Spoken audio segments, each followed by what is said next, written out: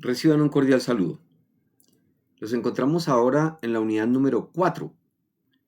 relacionada con las variables internas y externas que tenemos en el crédito educativo. Necesitamos, para un buen diseño, tener en cuenta estas variables, lo que ocurre al interior de la institución, pero también lo que ocurre dentro de su contexto. Esta comprensión integral de los factores que influyen en el diseño, funcionamiento, sostenibilidad y evaluación de los sistemas de crédito educativo son la parte fundamental cuando estamos haciendo una planeación hacia nuevas líneas o estructurar nuevos modelos de trabajo. En esta unidad vamos a abordar esas diferentes variables internas que tienen que ver con los elementos internos que facilitan el diseño del producto. También vamos a revisar las variables externas, que son los factores del entorno dentro del contexto socioeconómico, mercadeo, de mercado, laboral, bueno, y otros que afectan temas regulatorios, por ejemplo, la constitución del crédito, las variables internas y las variables externas por otra parte. Y uniendo esos dos, vamos a revisar la sostenibilidad financiera de las instituciones, programas y servicios de crédito educativo. Como parte de ello, hay que tener en cuenta, ya hablamos de las variables internas, las variables externas, la sostenibilidad financiera, pero dentro de ellas también hay que tener cuidado con la gestión de los riesgos. Esos son los 4 aspectos fundamentales que vamos a estar desarrollando en esta unidad para que de manera comparativa podamos atender el funcionamiento óptimo del crédito educativo con una pregunta orientadora. Nuestra pregunta de la unidad surge en la medida de preguntarnos cuál puede ser una estructura que combine variables internas y externas para administrar eficientemente unas líneas de crédito educativo que tenemos pensadas. Bien, y como parte del diseño del producto de crédito educativo, pues tenemos que hacer un diseño que sea una base estructural general, modelo sobre el cual vamos a ir trabajando, teniendo en cuenta los elementos que acabamos de mencionar. Y allí hay unos aspectos clave del diseño que los vamos a ir detallando en esta unidad, pero que básicamente tiene que ver con el monto, la tasa de interés, el periodo de gracia, el plazo de la amortización, la modalidad de pago, los subsidios o beneficios que van a tener los estudiantes y también la cobertura que vamos a tener para, bien sean líneas de matrícula, de sostenimiento, líneas de microcrédito por el tipo de producto y otros.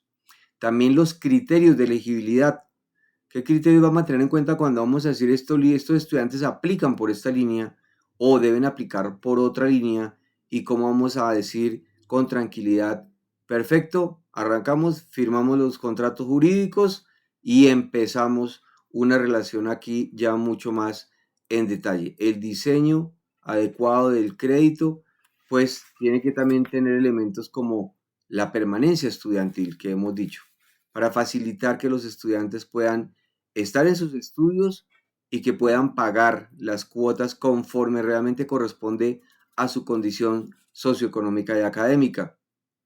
También vamos a revisar en la gestión del riesgo de crédito educativo los riesgos que hay inherentes, como por ejemplo un riesgo de incumplimiento o un riesgo de la deserción estudiantil o un riesgo del desempleo para él o sus familias, dependiendo de la modalidad que se tenga, y también el riesgo operativo que tenemos al interior de la institución y el riesgo reputacional que muchas veces aparece en las instituciones y que cobra pues capital importancia también para que todo funcione de manera correcta. Pero no es por sí mismo lo que está pasando en la institución con el riesgo reputacional, es también lo que en el entorno condiciona las características del crédito educativo. Por ejemplo, el mercado, competidores que hay, es un efecto, y cuando es una institución nacional de crédito educativo, pues la competencia viene más en características económicas del país que distribuyen el presupuesto de una manera diferente, pues dependiendo de la prioridad que le vayan a dar a la educación. También el contexto que hay en temas, por ejemplo, inflacionarios, o lo que está ocurriendo con el desempleo, o la devaluación de la moneda, cuando tenemos créditos internacionales, por ejemplo. Y también en este entorno condicionante del crédito educativo, el marco regulatorio, El marco regulatorio nos puede hacer cambiar los parámetros iniciales que teníamos en la financiación educativa en la parte del diseño. Entonces, tener en cuenta estos elementos pues es fundamental para que se facilite todo el programa. Por eso también tenemos que tener en cuenta en el marco regulatorio el normograma, que nos permite tener unos seguimientos particulares del esquema particular que tenemos. En el análisis de sostenibilidad financiera también tendremos en cuenta 6 variables clave y tendremos en cuenta 5 modelos que se hacen prácticos para la sostenibilidad, al igual que la prioridad estratégica que se resume en incluir los costos reales de la operación y que facilite una planeación eficiente antes de buscar los subsidios o apalancamientos. Es simplemente dejar descrito, el crédito tiene que ser de esta forma, tiene esas características y ahora sí revisemos cómo hacemos para hacer esa disminución particular.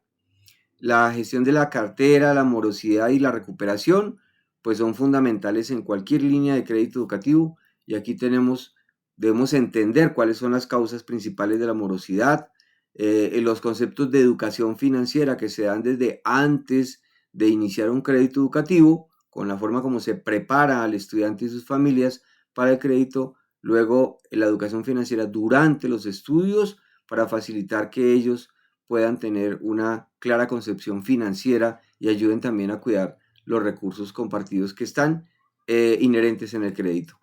Las estrategias de recuperación también y el seguimiento preventivo, que creo que es el más importante de todo realmente, para facilitar que no tengamos riesgos posteriores. También cómo hacemos los controles al interior de la institución. Hablaremos también de sistemas de información para cuidarnos de un riesgo operativo, un error que se cometa en una liquidación o que no se registró un pago. A veces son errores involuntarios simplemente de sistema, pues corren riesgos al hacer los cálculos internos financieros. También el riesgo reputacional, que como ya lo he hablado antes, pues es fundamental porque la credibilidad de la institución o lo que viene incluido con posibles demandas, pues son fundamentales también para tenerlas en cuenta. Con estos elementos básicamente son los que vamos a tener en nuestro desarrollo de esta unidad número 4,